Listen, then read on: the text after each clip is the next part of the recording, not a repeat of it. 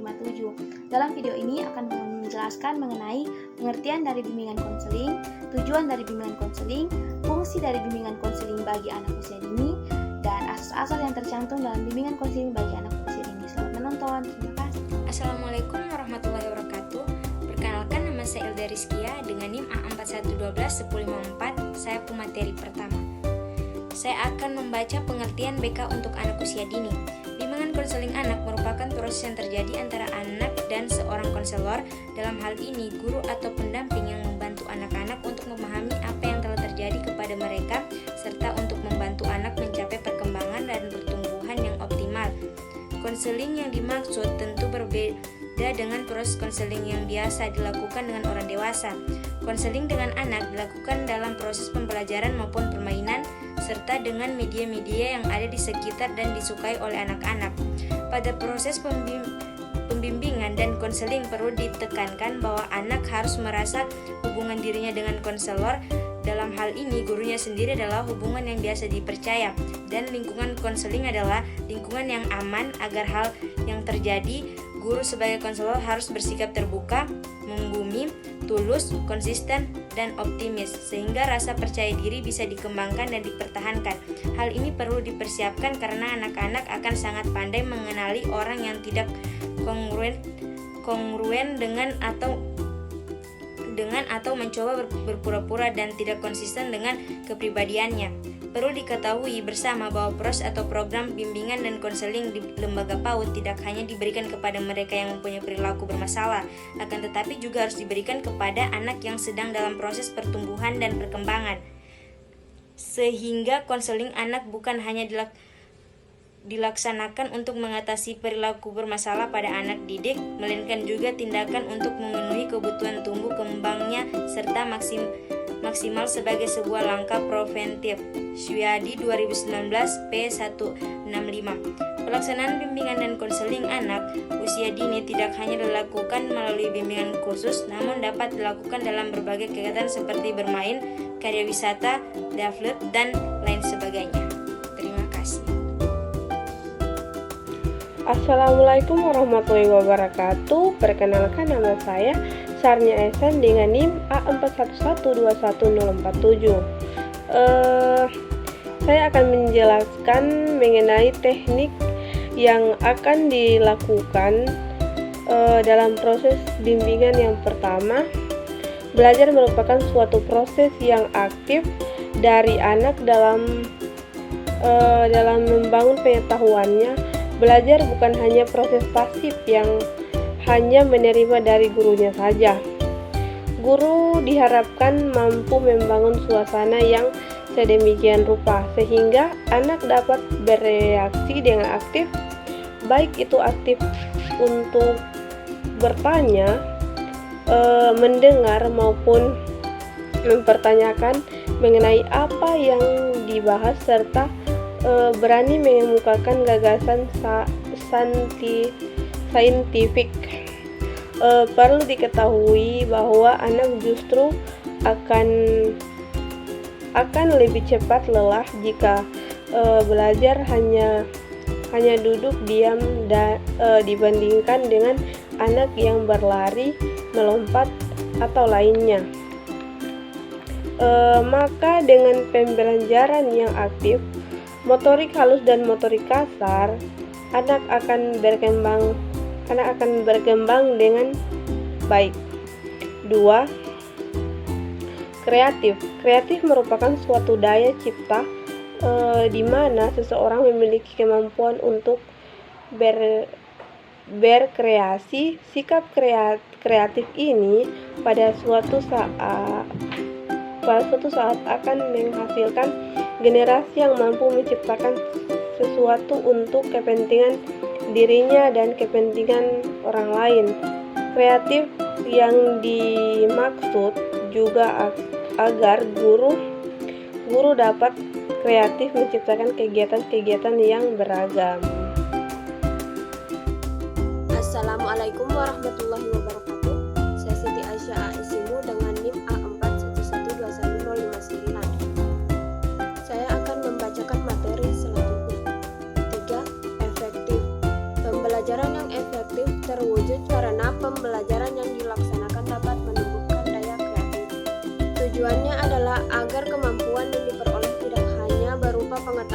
biasa, namun merupakan kemampuan yang lebih bermakna, sehingga menghasilkan kemampuan yang potensi dan beragam. Belajar yang efektif dapat dicapai dengan tindakan dan aktivitas nyata, karena aktivitas bermain dengan bereksplorasi dapat membangun perkembangan kognitif, bahasa, dan sosio-emosional. 4. Menyenangkan. Menurut hasil penelitian oleh para ahli, tingginya perhatian anak terhadap guru dan proses pembelajaran terbukti meningkatkan hasil belajar. Dalam proses belajar harus tercipta suasana pembelajaran yang menyenangkan, sehingga anak dapat memusatkan perhatiannya secara utuh. Situasi dan kondisi yang menyenangkan dapat mengaktifkan otak untuk berpikir dan mengoptimalkan proses belajar, serta yang lebih penting lagi adalah meningkatkan kepercayaan diri anak, sehingga suasana pembelajaran terbangun dengan aktif dan efektif. Sebaliknya, suasana kelas yang cenderung kaku, penuh ketegangan justru akan menurunkan fungsi otak pada anak, yang tentu saja anak tidak dapat berpikir lagi secara optimal. Sekian, terima kasih. Assalamualaikum warahmatullahi wabarakatuh. Perkenalkan, nama saya Devina Putra Lestari dengan NIM A41121058. Baik, di sini saya akan menjelaskan sedikit tentang pengertian BK untuk AUD menurut para ahli. Adapun pengertian BK untuk AUD menurut para ahli sebagai berikut. Menurut Mulyadi 2016-60, bimbingan dan konseling merupakan bantuan yang diberikan oleh seseorang konselor kepada individu atau klien yang mengalami masalah baik pribadi, sosial, belajar, karir, dan harapan klien yang mampu membuat pilihan dalam menjalani hidupnya. Menurut Thohirin 2009-26, bimbingan dan konseling merupakan proses bantuan atau pertolongan yang diberikan oleh pembimbing kepada individu melalui pertemuan tatap muka atau hubungan timbal balik antara keduanya agar konselor memiliki kemampuan atau kecakapan melihat dan menemukan masalahnya serta mampu memecahkan masalah sendiri, sehingga bimbingan konseling merupakan suatu bantuan yang diberikan oleh konselor kepada konseli agar konseli mampu menyelesaikan masalahnya yang dihadapi dan juga mampu mengembangkan potensi yang dimilikinya secara optimal. Assalamualaikum warahmatullahi wabarakatuh. Perkenalkan, nama saya Fatima dengan staf BK 41111053. Di sini saya akan menjelaskan sedikit mengenai tujuan BK untuk AUD. Pelayanan bimbingan dan konseling sejak usia dini secara khusus bertujuan untuk membantu siswa agar dapat memenuhi tugas-tugas perkembangan yang meliputi aspek pribadi, sosial, pendidikan, dan karir sesuai dengan tuntutan lingkungan. Purwati 2003 menjelaskan bahwa dalam aspek perkembangan pribadi sosial, layanan bimbingan membantu siswa agar yang pertama memiliki pemahaman diri, kedua mengembangkan kemampuan positif, tiga membuat pilihan kegiatan yang sehat, empat mampu menghargai orang lain, lima memiliki rasa tanggung jawab, enam mengembangkan keterampilan hubungan antar pribadi, tujuh dapat membuat keputusan secara baik. Sebagaimana pada tujuan bimbingan di sekolah, yakni membantu anak dalam yang pertama mengatasi kesulitan belajar, kedua mengatasi kebiasaan yang tidak baik pada saat kegiatan belajar maupun dalam hubungan sosial, tiga mengatasi kesulitan yang berhubungan dengan kesehatan jasmani, hal yang berkaitan dengan kelanjutan studi, lima kesulitan yang berhubungan dengan perencanaan dan pengelolaan pekerjaan, dan yang keenam mengatasi kesulitan masalah sosial emosional yang berasal dari neglect berkaitan dengan lingkungan sekolah, keluarga,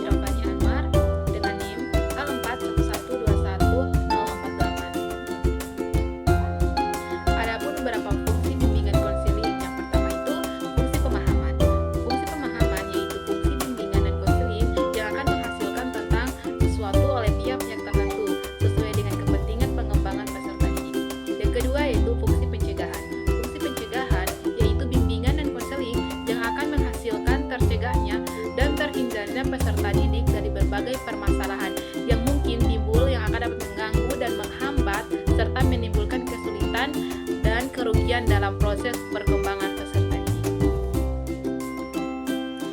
Assalamualaikum warahmatullahi wabarakatuh. Perkenalkan, saya Wasni dengan NIM angka 2121083. Baik, di sini saya akan melanjutkan materi yang sudah dibahas oleh teman saya sebelumnya, yaitu tentang fungsi BK untuk anak usia dini. Baik, langsung saja. Selanjutnya ada fungsi pengentasan, di mana melalui fungsi pengentasan ini pelayanan dan konseling akan menghasilkan terentaskannya atau teratasinya berbagai permasalahan yang dialami oleh peserta didik. Pelayanan bimbingan dan konseling berusaha membantu memecahkan masalah-masalah yang dihadapi oleh peserta didik, baik dalam sifatnya maupun bentuknya. Yang kedua ada fungsi pemeliharaan pengembangan, di mana fungsi pemeliharaan pengembangan adalah fungsi bimbingan dan konseling yang akan menghasilkan terpeliharanya dan berkembangnya berbagai potensi dan kondisi positif peserta didik dalam rangka perkembangan dirinya secara terarah, mantap dan berkelanjutan. Selanjutnya yaitu ada fungsi advokasi, di mana fungsi advokasi yaitu fungsi bimbingan atau konseling yang akan menghasilkan teradvokasi atau pembelaan terhadap peserta didik dalam rangka upaya pengembangan seluruh potensi secara optimal. Baik, mungkin hanya itu saja. Lebih dan kurang saya mohon maaf. Wassalamualaikum warahmatullahi wabarakatuh. Baik, saya Makfirana Ali dengan NIM A41121066 akan melanjutkan materi berikutnya, yaitu asas-asas bimbingan konseling untuk anak usia dini. Menurut Prayetno, asas-asas bimbingan dan konseling itu pertama, asas kerahasiaan. Asas kerahasiaan ini dituntut dirahasiakannya segenap data dan keterangan peserta didik atau klien yang menjadi sasaran layanan. Kedua, ada asas kesukarelaan. Jika asas kerahasiaan sudah tertanam pada diri siswa atau klien, maka dapat sangat diharapkan bahwa mereka yang mengalami masalah akan dengan sukarela membawa masalah itu kepada pembimbing untuk meminta bimbingan. Ketiga, ada asas keterbukaan. Bimbingan dan konseling yang efisien hanya berlangsung dalam suasana keterbukaan. Baik klien maupun konselor harus bersifat terbuka. Keempat, ada asas kekinian. Jadi maksudnya, masalah yang ditanggulangi adalah masalah yang sedang dirasakan, bukan masalah yang sudah lampau atau masalah yang akan mendatang. Bersama dengan saya Saib dengan NIM A41121068. Di sini saya akan melanjutkan materi yang dibacakan oleh rekan saya. 5. Asas kemandirian. Dalam memberikan layanan pembimbing, hendaklah selalu menghidupkan kemandirian pada diri orang yang dibimbing. Jangan sampai orang yang dibimbing itu menjadi tergantung kepada orang lain, khususnya para pembimbing atau konselor. 6. Asas kegiatan. Usaha layanan bimbingan dan konseling akan memberikan buah yang tidak berarti bila individu yang dibimbing tak melakukan kegiatan dalam mencapai tujuan bimbingan. Hasil-hasil usaha bimbingan tidak tercipta dengan sendirinya, tetapi harus diraih oleh individu yang bersangkutan. 7. Asas kedinamisan. Upaya layanan bimbingan dan konseling menghendaki terjadinya perubahan dalam individu yang dibimbing, yaitu perubahan tingkah laku ke arah yang lebih baik. Perubahan tidaklah sekedar mengulang-ulang hal-hal lama yang bersifat monoton, melainkan perubahan yang selalu menuju ke suatu pembaruan, sesuatu yang lebih maju. 8. Asas keterpaduan. Layanan bimbingan konseling memadukan berbagai aspek individu yang dibimbing. Sebagaimana diketahui, individu yang dibimbing itu memiliki berbagai segi. Kalau keadaannya tidak saling serasi dan terpadu, justru akan menimbulkan masalah. Assalamualaikum warahmatullahi wabarakatuh. Perkenalkan, nama saya Rizky Aulia dengan NIM A41211075. Saya sebagai pemateri 10. Selanjutnya 8. Asas keterpaduan.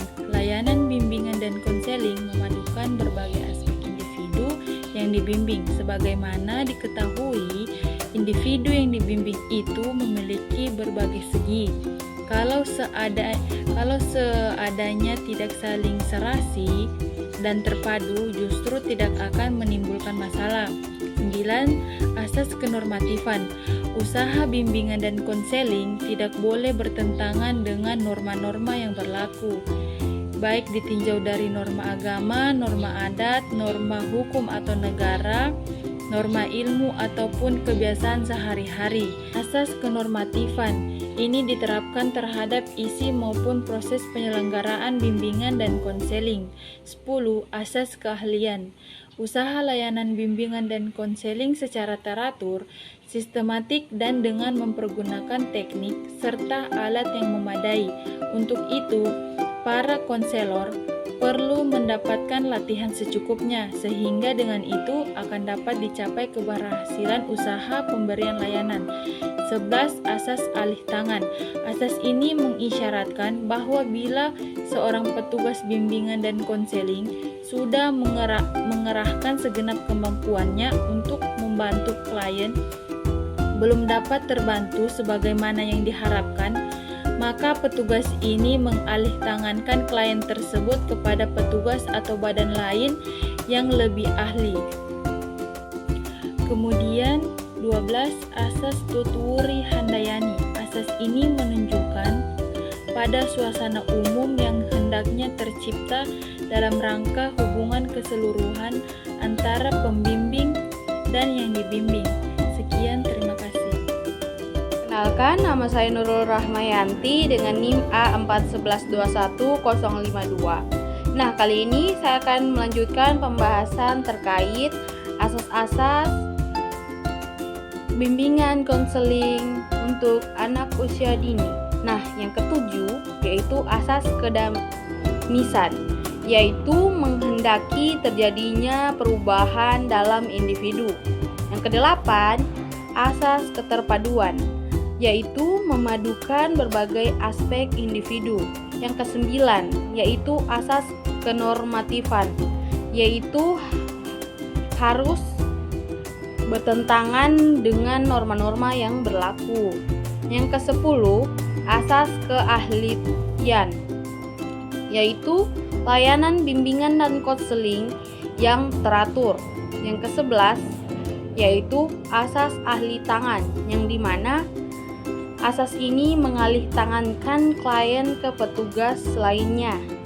Nah, yang terakhir yaitu asas Tutwuri Handayani, yaitu terciptanya rangka hubungan keseluruhan antara bimbingan dan yang dibimbing.